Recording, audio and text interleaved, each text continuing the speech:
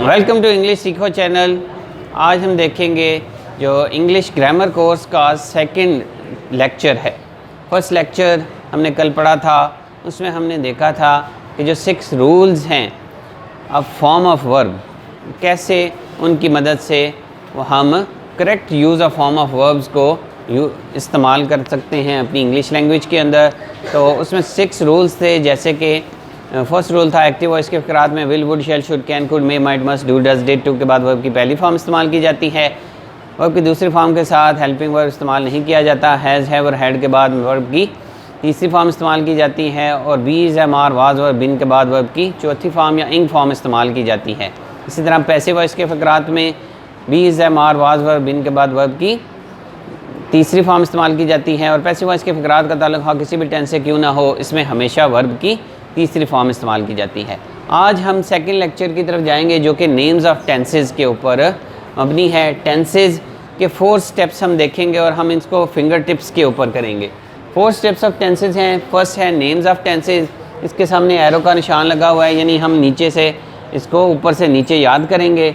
फिर दूसरा है फॉर्म ऑफ वर्ब, तीसरा हेल्पिंग वर्ब और उर्दू में पहचान। इन तीनों को हम ऐसे एरो की तरह याद करेंगे। पहला नेम्स ऑफ टेंसेस में देखें प्रेजेंट इंडेफिनिट, तो इसको हम ऐसे याद करेंगे अपनी उंगलियों के ऊपर। जैसे हमारी उंगलियों के ऊपर भी ये डब्बे या बॉक्सेस बने हुए हैं 12, तो टेंसेस भी 12 हैं।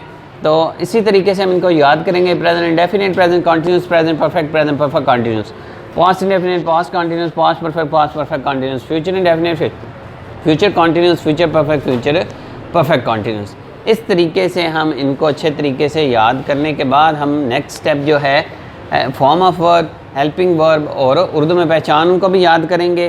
तो जब हमें पता हो जाएगा कि यहाँ पर ये टेंस यूज़ होता है, इसमें ये वाली फॉर्म इस्तेमाल होती है, ये वाला हेल्पिंग वर्ब यूज़ होता है, तो हम कोई भी उर्दू का फ़िक्रा उसको इंग्लिश में ट्रांसलेट कर सकेंगे नहायत आसानी से। क्योंकि हमारी नेटिव लैंग्वेज उर्दू है, तो उर्दू में हम कोई भी फ़िक्रा सोच सकते हैं। जब हम कोई भी फ़िक्रा सोच सकते हैं, इसका मतलब है कि हमने उसको ट्रांसलेट करना है इंग्लिश में, तो उसको हम इजीली इंग्लिश में ट्रांसलेट कर सकेंगे। ओके, तो दोबारा से मैं ये पढ़ा देता हूँ एक दफ़ा।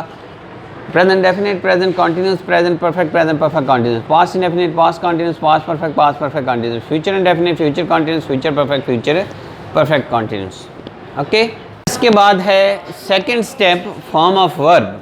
सेकंड स्टेप है फॉर्म ऑफ वर्ब, जिसको हम इसी तरह अपनी उंगलियों के ऊपर करेंगे। First, second, first, fourth, third, fourth, first, second, first, fourth, third, fourth. Okay, first, second, first, fourth, third, fourth, यानी इस टेंस में फर्स्ट फॉर्म लगेगी, इसमें सेकंड, इसमें फर्स्ट, इन सब में फोर्थ फॉर्म यानी ING फॉर्म जो है उसको हम याद रखने के लिए फोर्थ फॉर्म कह देते हैं। ठीक है, इसमें थर्ड फॉर्म और इनमें फोर्थ फॉर्म फिर दोबारा। ओके, यानी कि 12 टेंसेस में ये सिर्फ एक टेंस है, ये पास्ट इंडेफिनिट, जिसमें सेकंड फॉर्म यूज़ होती है। ठीक है, बाकी 6 टेंस ऐसे हैं जिनमें इंग फॉर्म इस्तेमाल होती है।